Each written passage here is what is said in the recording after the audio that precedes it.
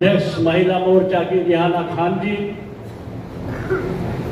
और राष्ट्रीय अध्यक्ष चौधरी प्रेम सिंह जी और यहाँ पर मंच पर तमाम हमारे किसान यूनियन नई क्रांति के पदाधिकारीगण, हमारे समस्त सम्मानित बुजुर्गों, साथियों, आज बड़ी खुशी की बात है जिस तरह से यहाँ सभी जाति और धर्म के लोग एकजुट होकर किसान यूनियन नई क्रांति एक अराजनिक संगठन में जुड़कर एकजुट होकर किसानों की समस्याओं को लेकर एक साल की मेहनत करके और जो इन्होंने यहाँ अपना संगठन को मजबूत करने का काम किया गया है, मैं इसके लिए अपने तमाम संगठन की तरफ से आपको बहुत बहुत बधाई देना चाहूँगा, बहुत बहुत धन्यवाद करना चाहूँगा। आज जरूरत है क्योंकि यहाँ संगठन से जुड़े हुए ज्यादातर लोग हैं। आज जरूरत है हमारे देश में जिस तरह का माहौल चल रहा है, मैं जरूर कहना चाहूंगा कि देश सर्वोपरि है। देश से बड़ा ना कोई जाति है ना कोई धर्म है। अगर देश है तो हम हैं, अगर देश नहीं है तो हम कुछ नहीं है। इसलिए देश को सर्वोपरि मानकर अपनी समस्याओं को लेकर, चाहे किसान की समस्या हो, चाहे किसी अलग समस्या हो, अन्याय के खिलाफ हमें एकजुट होकर लड़ना चाहिए, तभी हमें अपना हक मिलेगा। इससे अलावा कोई हक देने वाला हमारा नहीं है। साथियों, आपके संगठन से अलग होकर मैं एक चीज बात कहना चाहूंगा, क्योंकि किसान यूनियन बहुत संगठन बन रहे हैं, अलग अलग तरह से अलग अलग लोगों ने एक अपने जोड़कर संगठन को बनाने का काम कर रहे हैं। लेकिन कुछ समस्याएं ऐसी हैं जो 75 साल देश की आजादी के बाद भी वो हम सबको भोगना पड़ रहा है। उस पर कोई गंभीरता से आज तक हम लड़ाई नहीं लड़ पाए, हम भी नहीं लड़ पाए। लेकिन अब समय आ चुका है, क्योंकि देश को आजादी दिलाने के लिए, अंग्रेजों से देश को आजादी दिलाने के लिए पूरा देश एकजुट हुआ था। सभी हिंदू, मुसलमान, सभी जाति मजहब के लोग अंग्रेजों के खिलाफ खड़े हुए थे लड़ने के लिए। और यह लड़ाई सबसे पहले 1822 में, जब कोई भी अंग्रेजों के खिलाफ राजा, रजवाड़े, रियासतें कोई लड़ने को तैयार नहीं था, सब अंग्रेजों के सामने घुटने टेक चुके थे। तब इस जनपद सहारनपुर में, इस सहारनपुर की धरती से 1822 में अंग्रेजों के खिलाफ लड़ाई शुरू की गई, जिसमें सभी जाति धर्म के लोग बलिदान हुए थे। ऐसा नहीं कोई हिंदू को खाली लड़ाई लड़ी, सभी हिंदू मुसलमान ने इकट्ठा होकर अंग्रेजों के खिलाफ लड़ाई लड़ी थी। बहुत लोग बलिदान हुए। फतवा गुजर यही गमों का रहने वाला था, उसने भी अपना बलिदान दिया। राजा विजय सिंह कुंजा बहादुरपुर से शुरू हुआ और सभी जाति धर्म के लोग लड़े मरे, लेकिन इतिहास के पन्नों पर कहीं आपका नाम नहीं है। ये दुर्भाग्य है हमारा। यहीं से लड़ाई शुरू हुई। 1857 की लड़ाई मेरठ से शुरू हुई और अंग्रेजों के पैर उखाड़ने का काम किया, जिसमें हजारों, लाखों, करोड़ों लोग बलिदान हुए, सभी जाति धर्म के लोग बलिदान हुए। लेकिन उन क्रांतिकारियों का इतिहास के पन्नों पर नाम नहीं है। यह हमारे लिए बहुत ही शर्म की बात है। वो भी लड़ाई हमें लड़नी पड़ेगी। और साथ साथ जब देश आजाद हुआ, हमारे पश्चिमी उत्तर प्रदेश, जहां से लड़ाई शुरू हुई थी, जहां से आजादी की जंग शुरू हुई, बड़ी सियासत के द्वारा, सूझबूझ के द्वारा हमारे पश्चिम उत्तर प्रदेश को पूर्वांचल के गुलाम बनाने का काम आजादी के बाद हो गया था। आज हमारा पश्चिम उत्तर प्रदेश पूर्वांचल का गुलाम है।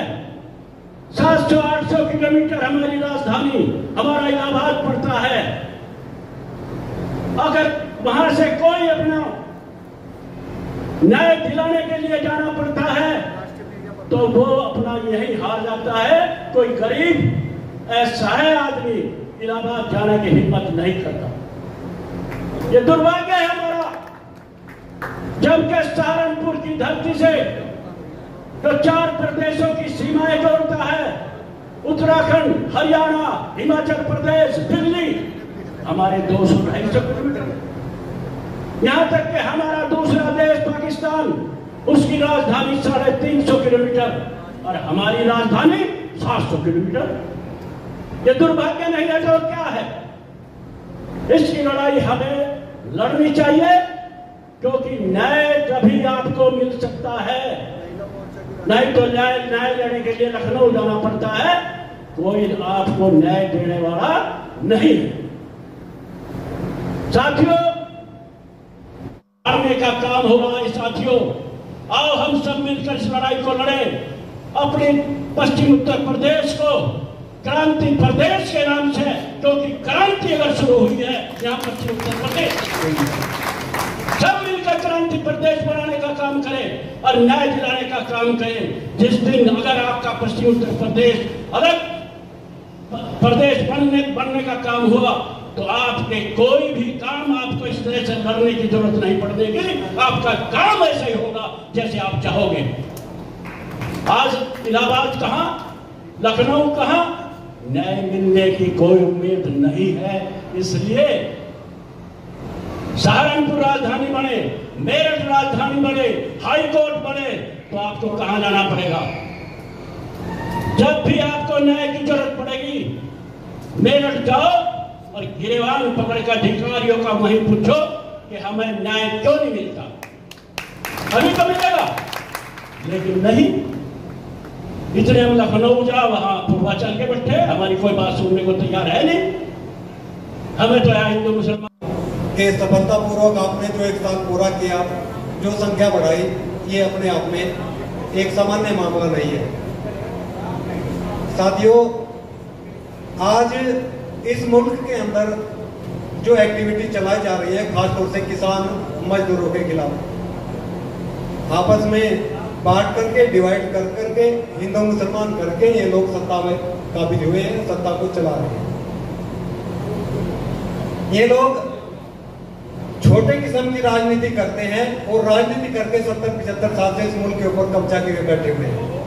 बड़ी बेशर्मी की बात है कि कुछ मुट्ठी भर लोग हमारे ऊपर राज कर रहे हैं और हम लोग संख्या में सबसे ज्यादा होते हुए इन लोगों से मांगने का काम कर रहे हैं। मांगने से भीख मिलती है, संख्या बल है। इस मुल्क के अंदर जो सबसे बड़ी संख्या है वो किसान और मजदूर की ही संख्या है। लेकिन वो बटे हुए लोग क्या करेंगे? 6743 जातियों में बटा हुआ समाज क्या क्रांति करेगा? क्रांति करने के लिए एकजुट होना पड़ता है और एकजुट होने के लिए समझदारी पैदा करनी होती है। ये संगठन इसलिए नहीं बनाए जाते कि हम किसी के तार जुड़वाएंगे या किसी के लिए लड़ाई लड़ेंगे। ये संगठन इसलिए बनवाए जाते हैं कि छोटे छोटे मंचों पे लोग आए, जागरूक हो, अपने अधिकारों के समझे, और जो लोग जागरूक हो जाएगा, अधिकारों को समझ जाएगा, उसे किसी सहारे की जरूरत नहीं पड़ती है। बेसाखी की जरूरत उसे पड़ती है जो अपाहिज होता है, और जो लोग समझदार होता है वो अपाहिज होकर भी अपनी लड़ाई लड़ने में कामयाब होता है। मुल्क में 3 तरह की सब्सिडी किसानों से दी जाती है। Number 1, green box subsidy. Green box subsidy विकसित देशों में किसानों से दी जाती है, जो नगद के रूप में दिया जाता है। लगभग अमेरिका जैसी कंट्री में 42 लाख रुपए पर किसान पर वर्ष दिए जाते हैं। नंबर 2, अंबर बॉक्स सब्सिडी। अंबर बॉक्स सब्सिडी पूरी दुनिया में किसानों से दी जाती है। वो डायरेक्ट के रूप में नहीं होती है, संसाधनों के रूप में किसानों के अकाउंट में ट्रांसफर की जाती है। Number 3, yellow box subsidy. Yellow box subsidy इस तरीके की सब्सिडी है जो किसानों को जो चीज मुहैया कराई जाती है उसमें हर तरीके की कटौती करके किसानों को मजबूत करने का काम करते हैं। लेकिन जहां सत्ता में ही गधे लोगों का जमाना हो तो वहां इस तरीके की तो उम्मीद ही करना गलत है। वो लोग हिंदू मुसलमान में बांट करके राज करने का काम करेंगे, विकास के नाम पर ना कभी वोट लेंगे और ना कभी विकास करने का काम करेंगे, जैसा इस मुल्क में 70-75 साल से चल रहा है। आपस में हिंदू मुसलमान के नाम पर लड़ा करके राज करते हैं। लेकिन किसानों मजदूरों को भी इस विषय में समझना चाहिए कि अनेक संगठन करने के बाद में हमारी समस्याओं का समाधान क्यों नहीं हो रहा है। एमपी बन जा, चाहे एमएलए बन जा, चाहे मंत्री बन जा, चाहे अधिकारी भी बन जा, लेकिन उस अपनी किसान पृष्ठभूमि को भूल जाते हैं। और मैं भाई प्रेम सिंह राणा जी को और तमाम जो किसान भाई हमारे संगठन से जुड़े हैं उनको साधुवाद देना चाहता हूं कि वो किसानों की समस्याओं को लेकर के समय समय पर जहाँ भी जरूरत होती है वो संघर्ष करते रहते हैं और हम जैसे लोगों का भी सहयोग करते हैं जहाँ कहीं समस्या आती है किसानों की। अभी पीछे हमारे यहाँ शामली अंबाला हाईवे निर्माणाधीन है, मुआवजे की समस्या रही, आज भी है, कुछ सभी के सहयोग से कुछ ने तो मिल गया, लेकिन अभी 3-4 गांव के लोग अभी भी है, उनको एक झुंझुना थमाया जा रहा है कि उनको जमीन के बदले जमीन दी जाएगी। 50 साल तक तो वो जमीन उनकी हुई नहीं, अब उस जमीन के बदले में कहीं और जमीन दे रहे जो मौके पर है नहीं, कहीं किसी में आबादी बनी हुई है, किसी पर राजधानी है। कि सरकार की नीतियों से लोग किसान परेशान है और उनकी आवाज कोई उठाता है। बिहार में तो हमारे किसान भी, मुझे इसमें ये बात कहने में भी गुरेज नहीं है कि किसान भी ऐसे हैं, वो भी अपनी समस्या को लेकर जाना वो नहीं है। जिन गाँव के किसान उसमें आए हुए हैं, हम उन लोगों से कहा कि भाई चाहे यहाँ मरने को तैयार हो जाओ अपनी जमीन के लिए, लेकिन वो बिल्कुल पीछे भाग। एक सिपाही जी जब 3 काले कानून आए थे, किसान संगठनों ने अपने सांगठनिक उसका परिचय देते हुए उन 3 काले कानूनों को भी वापस कराने का काम किया था। किसान के आगे भारत सरकार को भी झुकना पड़ा, जो बिल्कुल झुकने को तैयार नहीं थी। तो आपकी शक्ति इतनी है, यदि आप संगठित हो जाएंगे तो आपके संगठन के सामने कोई भी ताकत, चाहे सरकार हो कोई हो, पड़ेगा यदि आपकी मांगे जायज है। और किसान ने आज तक नाजायज मांग कोई की नहीं जाती। जायज मांग जो है भाई, हमें फसलों के दाम चाहिए, एमएसपी की गारंटी आज तक इस सरकार ने ना पिछड़ी नदी कभी। तो सरकार से जो है किसान अपनी जायज मांगों के लिए हमेशा संघर्ष करते रहते हैं। मैं इस मंच के माध्यम से ही कहना चाहता हूं कि मैं भी एक किसान परिवार से और एक किसान आपके बीच में हूं। कहीं अगर हमारा भी सहयोग आपको, हमें तो हाल में आपका हमें ही चाहिए, लेकिन अगर कहीं भी हमारी जरूरत किसान भाइयों को है तो हम भी उसमें हमेशा तत्पर रहते हैं और उन समस्याओं को निदान कराने में अपना योगदान देने का काम करते हैं।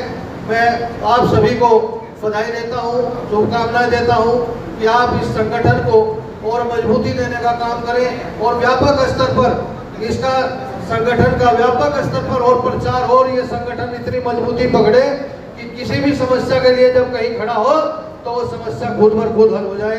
जय हिंद, जय भारत, जय किसान। अच्छा जी, आज जो ये सम्मेलन हो रहा है, क्या प्रोग्राम? आज हमारा जो संगठन है भारतीय किसान यूनियन नई क्रांति, आज से 1 साल पहले इसकी नींव रखी थी। आज इसका प्रथम राष्ट्रीय अधिवेशन है। क्या नीतियाँ रही 1 साल के, क्या आपके कामकाज रहे और आने वाली योजनाएं क्या है? देखो जी, नीतियाँ जो थी वो हमारे किसान और मजदूर, जवान, इन सब के हित में है।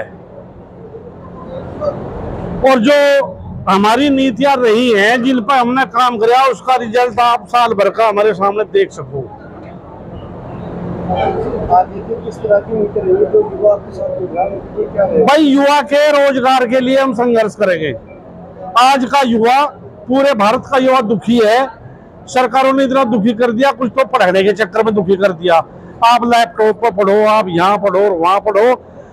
अच्छा, कोई एक आधी भर्ती लिखना है, उस भर्ती में फिर उसे टांग दें, कहीं लीक हो जाए, पर्चा लीक हो जाए या उसे कोर्ट में टांग दें, इतने उसकी आयु निकल जाए। यहाँ का जो युवा है, बस वो तो बहुत ही, उसने तो ये कहना चाहिए जिक्र हम बीमार हुए व्यक्ति ने कह देना गंभीर अवस्था में, बहुत ही गंभीर अवस्था में है, और उसके लिए हम आंदोलन करेंगे। एक मुद्दा जो लगभग लुप्त सा हो गया था हरित प्रदेश की मांग का, आज इस मंच से दोबारा सुनाई दिया, उसके बारे में क्या कहेंगे? भाई ये जो क्रांति प्रदेश का मुद्दा है ये क्या चलेगा?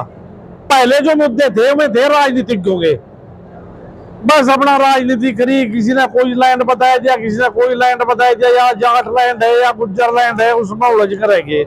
लेकिन आज वाकई छोटे प्रदेश की जरूरत है, उस जरूरत के हिसाब से हम क्रांति प्रदेश का, जो क्रांति प्रदेश का मुद्दा है वो जोर शोर से उठाएंगे और उसके लिए संघर्ष भी जबरदस्त करेंगे। नया संकल्प तो हमारा या नहीं इसका है क्या, छोटे प्रदेश का, जो क्रांति प्रदेश का, इसका ही हम, जो हमारे बड़े भाई वीरेंद्र जी ने कहा ना, बोले भाई इसका संकल्प लो, इसका ही संकल्प लेके चलेंगे हम। धन्यवाद।